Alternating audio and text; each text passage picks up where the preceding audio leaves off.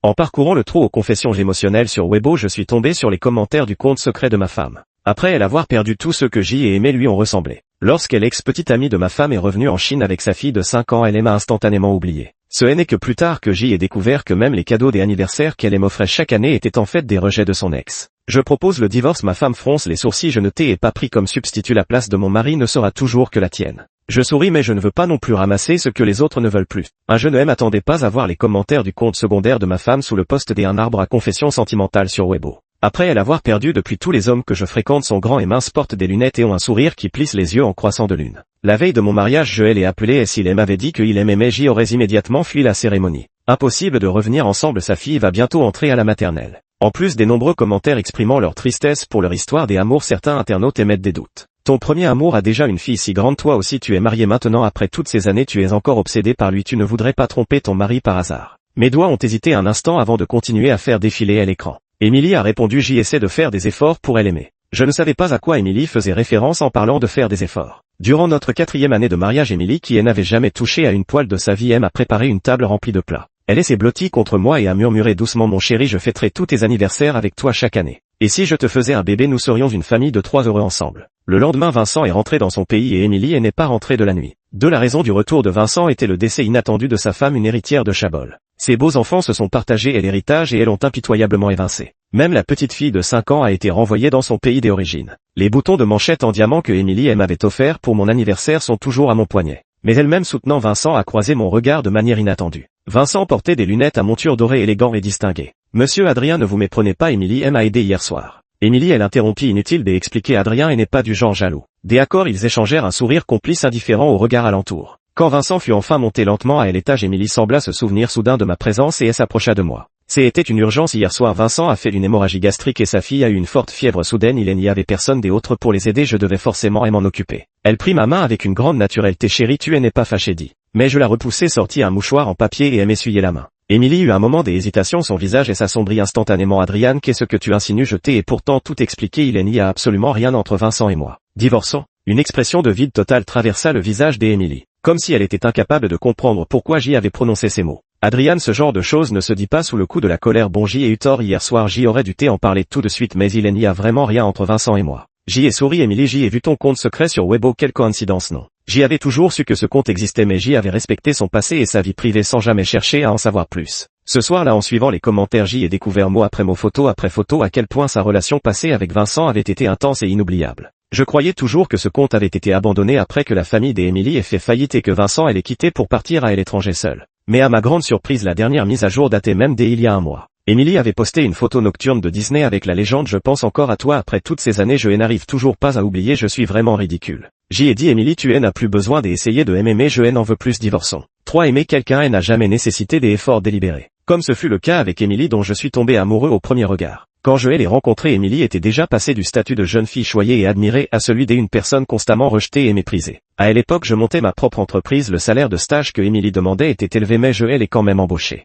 Un ami bien informé m'a raillé, tu ne serais pas en train de tomber amoureux d'elle, mademoiselle Émilie est certes magnifique, mais elle traîne pas mal de dettes, si tu veux épouser ce genre de fille, pèse bien ta propre fortune. Mais à l'époque, je n'y avais pas pensé autant, je voulais simplement à ma manière lui rendre l'appareil. J'y ai dit, de toute façon tu ne m'as jamais aimé, tu m'as épousé seulement parce que ta mère te l'a ordonné, c'est moi qui ai été égoïste et emprisonnant dans ce mariage. Maintenant qu'il est célibataire, pourquoi ne pas être honnête avec nos sentiments, tu ne crois pas? Émilie, elle a nié sans même y réfléchir. C'est toi qui ne m'aimes plus, non, sinon pourquoi demander le divorce pour une si petite chose? Émilie répondit avec agacement, oui, j'y ai gardé des sentiments pour Vincent par le passé, mais tout cela est derrière moi, ces publications n'étaient qu'un moment des émotions nocturnes passagères, pourquoi t'es y accroché comme ça? Peut-être que cette nuit mon cœur avait déjà trop souffert. À cet instant, je pus même l'interroger avec calme, seulement le passé. Émilie, oses-tu dire que durant toutes ces années de relation et de mariage, il y a eu un seul moment où dans ton cœur J est surpassé Vincent? Émilie ouvrit la bouche mais aucun mot n'en sortit. Je ricana amèrement, Émilie, même les cadeaux des anniversaires que tu m'as offerts étaient ceux qu'il n'avait pas voulu. 4 Je me souviens encore de ce jour des anniversaires il y a tant d'années. Après avoir terminé mon travail, je commandai un petit gâteau pensant le savourer seul. Je l'ai rencontré Émilie au pied de l'immeuble de la société. Elle avait l'air épuisée, les yeux fatigués.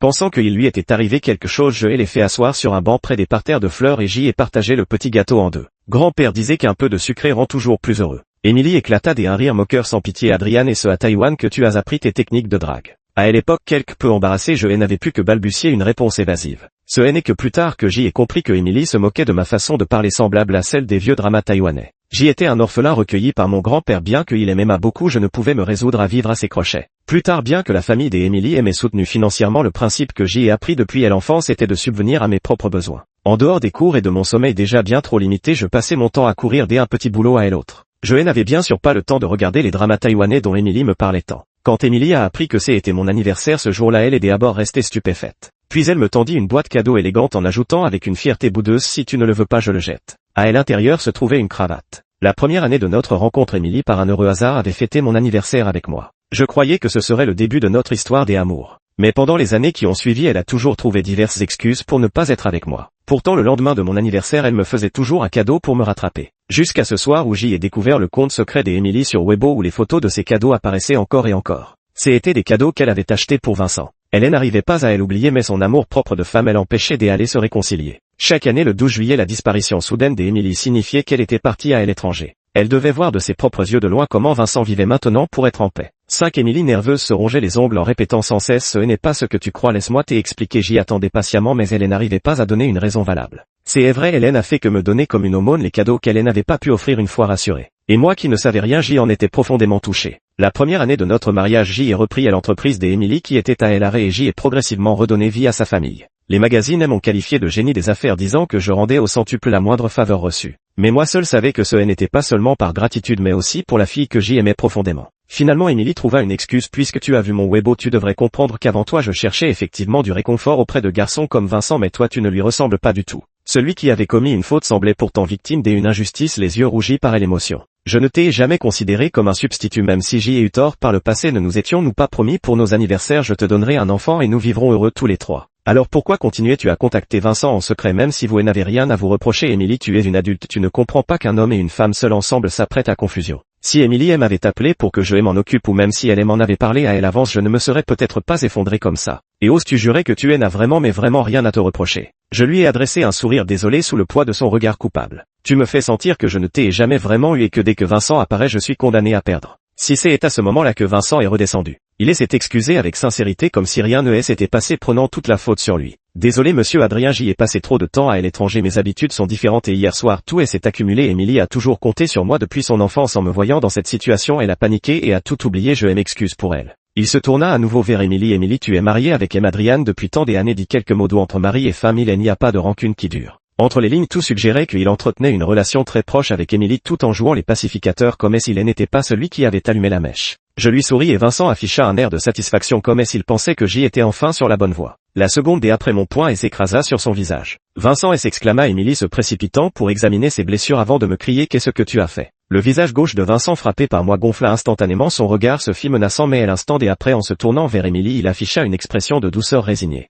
Emily, ne t'en prends pas à Adrian, laisse-le évacuer sa colère, hélas. Je fis tourner mon poignet indifférent. À l'étranger non plus, on n'a pas l'habitude de s'accrocher à une femme mariée pour qu'elle prenne soin de soi. Vincent, range tes petites manœuvres de séducteur hypocrite, ça marche peut-être avec Emily et les riches femmes que tu fréquentes, mais pas avec moi. À l'évocation des riches femmes, une lueur sombre traversa le regard de Vincent. Emily étonnamment le défendait encore. Je sais que tu détestes Vincent, mais pourquoi le diffamer comme ça? Elle mordit sa lèvre. J'y ai rencontré Joséphine, elle et Vincent s'aiment vraiment, ce n'est pas aussi sordide que tu le prétends. Si tu as quelque chose à dire, dis-le-moi, les morts ne peuvent plus rien entendre, alors évite ce genre de propos. Je n'avais plus envie de m'éterniser dans cette dispute et je suis parti sans plus attendre. Après avoir réglé les affaires au bureau, en rentrant chez moi le soir, j'y ai allumé la lumière et j'y ai tout de suite vu Emily assise sur le canapé. Ses yeux étaient rouges et gonflés comme si elle venait de pleurer. Pour la première fois, je n'ai pas immédiatement cédé à l'envie de la réconforter. Mes pieds semblaient enracinés dans le sol, le silence régnait dans la pièce jusqu'à ce que Emily brise enfin le silence. Je n'accepterai pas le divorce. Tête baissée, elle continua comme si elle se parlait à elle-même. J'y ai eu tort, c'est vrai, mais pour ton anniversaire j'y avais vraiment pris ma décision, c'est juste l'habitude face à Vincent, j'y ai perdu mes repères. Je n'ai vraiment plus aucun sentiment pour lui, je veux juste vivre une vie paisible. Adrian, je sais à quel point tu es bon avec moi, c'est grâce à toi que la famille des Emily a pu renaître de ses cendres, tu es même au point de te souvenir mieux que moi de mes cycles menstruels. Toutes ces années je n'ai pas voulu des enfants et tu ne m'as jamais forcé. Elle leva enfin les yeux, ses orbites à nouveau remplies de larmes. Je ne divorcerai pas, la place de mon mari ne peut être que la tienne et tu as oublié, tu as promis à ma mère de prendre soin de moi toute ma vie. Adrian, vas-tu revenir sur ta parole? 7. Je me suis enfui comme un lâche, la responsabilité et l'amour, la dignité, ces choses contradictoires et complexes m'étouffaient. Lorsque J en ai pris conscience, J était déjà dans ma voiture en route vers l'hôpital. Depuis que grand-père était tombé malade, il était hospitalisé dans cet établissement. Dès qu'il m'a vu, il a d'abord crié un nom inconnu réclamant à manger. Au moment où l'infirmière me faisait son rapport, il a soudainement retrouvé toute sa lucidité. Adrian, je me suis retourné et j'y ai vu son regard empli de tendresse. Tu es venu me voir, pourquoi es-tu seul, où est Émilie? Je suis resté sans voix. Mon grand-père, comme s'il ne remarquait rien, et m'a demandé de le pousser dehors pour profiter du soleil et l'air au bord du lac était d'une fraîcheur délicieuse et mon cœur s'est peu à peu apaisé. C'est alors que mon grand-père a déclaré: tu as toujours adoré Émilie, cet enfant, vous devez prendre soin l'un de l'autre. Adrian, ne garde pas tout enfoui en toi, sois courageux et bats-toi pour ton bonheur. Je reste stupéfait, la main ridée de grand-père semblable à une écorce d'arbre desséché en serre la mienne, elle est un peu rugueuse mais incroyablement chaleureuse. Émilie a juste été gâtée la dernière fois que tu étais en voyage d'affaires, elle est venue me voir seule, elle m'a dit qu'elle n'oubliait aucun de tes gestes attentionnés envers elle et qu'elle ne te laisserait pas être trompé sur son compte. Je pousse doucement grand-père endormi vers sa chambre et m'apprête à partir lorsque le médecin m'intercepte. Monsieur Adrien, avez-vous pris une décision concernant le traitement dont nous avons parlé la dernière fois et l'opération présente un taux d'échec élevé avec un traitement conservateur, votre grand-père pourrait tenir encore quelques années. Je suis resté seul dans la voiture pendant longtemps à regarder encore et encore les photos et les vidéos que j'y avais prises avec mon grand-père. En ouvrant la porte de la maison, la lumière chaleureuse semblait venir d'un autre monde. Émilie, vêtue d'un tablier et tenant des gants de cuisine, portait une marmite de soupe qu'elle s'apprêtait à poser sur la table. En me voyant, elle sursauta, lâchant brusquement la tasse comme si elle s'était brûlée. Le bruit de la porcelaine brisée résonna tandis que le parfum du bouillon de poulet embaumait la pièce entière. Instinctivement, je me précipitai vers la trousse de premiers soins et attrapai sa main pour examiner la blessure. Émilie baissa la tête, le ton désolé Adrien, je suis si maladroite. Je serrai les lèvres en la guidant pour soigner sa brûlure et ce ne fut qu'une fois terminé que je pus enfin expirer longuement et l'angoisse accumulée dans ma poitrine. Émilie adoucit sa voix, j'y apprendrai à être une bonne épouse. Grand-père a dit que ce que tu as toujours désiré depuis l'enfance, c'est une famille chaleureuse. Tu es une jeune fille précieuse et choyée, même en m'épousant tu n'as pas à faire ces choses, laisse la bonne s'en occuper. Elle prit ma main avec celle qui n'était pas blessée et nos doigts s'entrelacèrent. Elle me regarda dans les yeux. Adrian, fais-moi confiance une dernière fois, des accords, si nous faisons des efforts nous aurons peut-être bientôt un bébé, cette fois nous serons des parents dignes de ce nom et nous rendrons notre enfant heureux, tu veux bien. Je dois admettre que à cet instant mon cœur a de nouveau flanché. Après avoir aimé Émilie toutes ces années, je ne pouvais pas simplement renoncer à ces sentiments du jour au lendemain. D'autant plus que j'y avais fait une promesse à ma belle-mère. Quelques mois seulement après que Émilie ait rejoint ma start-up, elle a réalisé après coup que son salaire était supérieur de 3 à celui de ses collègues. Elle est venue me trouver avec sa fiche de paie et sous pression je lui ai avoué la vérité, j'y avais été aidé par la fondation caritative de sa famille pour mes études. À ce moment-là, l'expression d'Émilie s'est assombrie. La plupart des gens se contentent de ne pas enfoncer ceux qui sont déjà à terre, mais toi tu es vraiment un gentil idiot prêt à m'aider comme ça. Un peu plus tard, elle m'a dit mystérieusement qu'elle allait m'emmener quelque part. Ce n'est qu'une fois arrivé que j'y ai su qu'il s'agissait de rendre visite à sa mère dans une maison de retraite. Après la faillite, le père d'Émilie n'a pas supporté la pression et s'est suicidé. La mère d'Émilie est également tombée en dépression et sa santé s'est peu à peu détériorée. Émilie devait également payer les frais élevés de la maison de retraite de sa mère et sa situation financière était des plus précaires. Cette jeune femme qui flottait autrefois dans les nuages était soudainement tombée dans la boue. Je ne savais pas quoi dire non plus, alors j'y ai simplement payé ses frais pour une année en silence. Quand Émilie a appris, elle est venue poser une enveloppe pleine d'argent liquide sur mon bureau. Adrian, je t'ai emmené voir ma mère juste pour avoir quelqu'un avec qui se réchauffer, pas pour te prendre pour un pigeon. J'y ai expliqué maladroitement que je voulais simplement exprimer ma gratitude envers la famille d'Émilie. Elle m'a fixé un long moment avant de soudain éclater de rire. Adrian, tu ne serais pas en train de tomber amoureux de moi par hasard. Naturellement, Émilie et moi nous sommes rapprochés de plus en plus. Plus tard, lorsque la mère d'Émilie est tombée gravement malade, elle m'a confié Émilie de manière solennelle. Le jour de son enterrement, Émilie ne pleurait pas et ne parlait pas. C'est seulement au milieu de la nuit qu'elle s'est soudain jetée dans mes bras, pleurant jusqu'à en perdre la voix.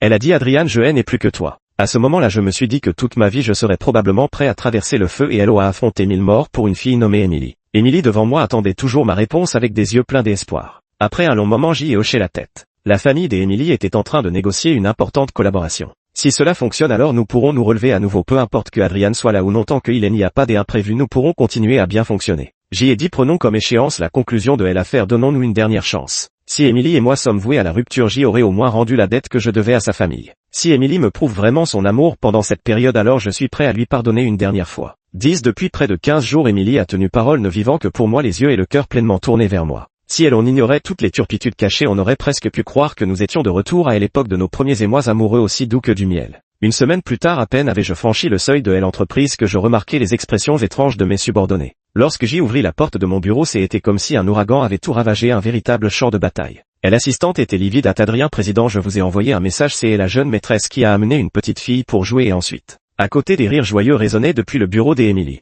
Je gardais un dernier semblant de rationalité lorsque la porte du bureau s'ouvrit, révélant Émilie, Vincent et une petite fille qui s'amusait à faire voler des dossiers comme des avions, tous riant aux éclats. En me voyant, une expression fugace de culpabilité traversa le visage d'Émilie. Adrian, j'y ai déjà appelé quelqu'un, ton bureau sera remis en état dans un instant. J'y étais furieux. Émilie, tu as perdu la tête, il y a tellement de documents importants dans mon bureau et tu as laissé une petite fille y jouer. Émilie, bien que consciente de sa faute, tentait encore de se justifier. Nina, elle n'a que 5 ans, elle ne comprend pas ces choses. Et si elle avait plié des documents importants en avion en papier, tu te rends compte des conséquences graves que ça aurait pu avoir. Ces dernières années, j'y ai vraiment trop gâté Émilie. Même si je lui ai inscrite à des cours de MBA et que j'y ai essayé de lui apprendre les affaires en la prenant avec moi au bureau, elle n'a jamais voulu apprendre. Aujourd'hui, elle ne réalise même pas la gravité qu'il y a à ce qu'on entre sans permission dans le bureau du PDG. Vincent affiche à nouveau ce sourire et elle s'excuse immédiatement. Tout est de ma faute, la femme de ménage est en congé. J'y ai dû amener Nina avec moi, mais j'y ai été débordé dès mon arrivée au travail et je l'ai perdu de vue. Désolé, président Adrian. J'y ai rapidement saisi et l'information clé dans ses propos. Tu as dit quoi au sujet du travail? Vincent sourit rayonnant de satisfaction et retourna la plaque nominative sur son bureau. On y lisait Vincent, vice-président exécutif. Je me suis tourné à nouveau vers Émilie. Tu as vraiment perdu la tête, tu ne m'as même pas consulté avant de le nommer vice-président. Émilie a commencé par me justifier. Vincent est aussi diplômé d'une grande université étrangère, il a les compétences, il vient juste de rentrer au pays et elle n'a pas encore trouvé un travail adapté. Comme nous sommes très occupés en ce moment, j'y ai pensé qu'il pourrait t'aider. Je l'ai immédiatement coupé. Tu sais bien à quel point la situation est critique, même s'il s'agissait d'un membre de ta famille, nous devrions envisager s'il ne s'agit pas d'un espion industriel. Tous les changements de personnel de haut niveau qui n'ont pas été approuvés par moi sont nuls et non avenus. Les assistants et autres regardaient la scène. Émilie, ainsi rembarrée, avait du mal à cacher son embarras. Adrian, tout doit passer par ton approbation. Tu te souviens que les 7 des actions de la famille des Émilie sont entre mes mains. Je suis la fille de Chu Yaofeng. Après tout, quoi, tu comptes faire en sorte que la famille des Émilie porte ton nom, Adrian? Ces mots étaient d'une cruauté insoutenable. Toutes ces années, à part toucher ma part des dividendes et mon salaire, toute la famille Émilie stipulait dans le contrat prénuptial de non comme de fait appartenait à Émilie. Même Émilie, venant à peine de les prononcer, les regrettait déjà. Adrian, ce n'est pas ce que je voulais dire. Laisse tomber. La fille de Vincent s'entend et l'atmosphère tendue se mit à pleurer à chaudes larmes, ce qui me donna un mal de tête.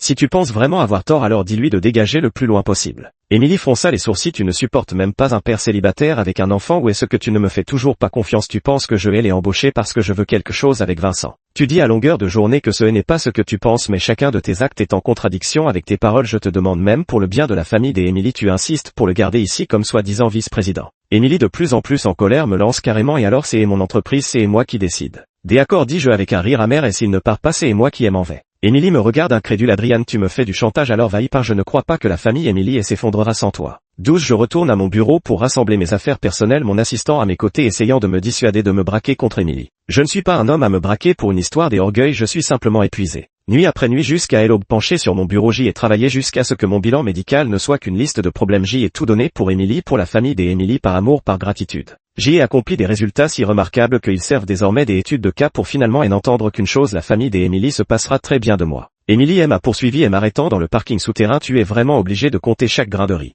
Je n'avais même pas envie de prononcer un mot. Émilie me lança un regard plein de rancune. Ne regrette pas ta décision. À peine était-elle partie qu'une autre personne arriva. C'était Vincent. Il avait l'air d'un vainqueur et me regarda en souriant. Monsieur Adrien, il vaut mieux voir la réalité en face. Son regard méprisant fit le tour de ma personne. Après tout, Émilie et moi nous appartenons au même monde. Le dossier de divorce, une fois mis en pause, est de nouveau à l'ordre du jour. J'y avais pris la décision ferme de quitter la maison des Émilie. Cet accord naturellement devenait caduc. J'y ai déménagé de notre maison conjugale avec Émilie. Plusieurs chasseurs de tête ayant eu vent de la nouvelle m'ont tendu des branches des oliviers. Je souhaitais simplement prendre un peu de repos pour commencer. Je suis trop fatigué. Émilie a dû voir les papiers de divorce sur la table et elle n'arrête pas de me harceler des appels. Elle a même demandé à plusieurs amis communs mon adresse actuelle. J'y en ai eu tellement marre que je l'ai bloquée. Un soir, alors que je venais de rentrer de mon jogging à l'hôpital, elle m'a appelé soudainement. J'y arrivais à bout de souffle. Mes grands-pères étaient déjà en salle de surveillance. Désemparé à cet instant, moi, un homme d'1m80, ne put retenir mes larmes. Moi pourtant si matérialiste, je me surpris à implorer mentalement toutes les divinités pour que grand-père s'en sorte. Je ne pouvais pas perdre grand-père. Mais le ciel n'en a pas décidé ainsi. Grand-père a eu un bref moment de lucidité, mais l'infirmière à ses côtés arborait une expression attristée.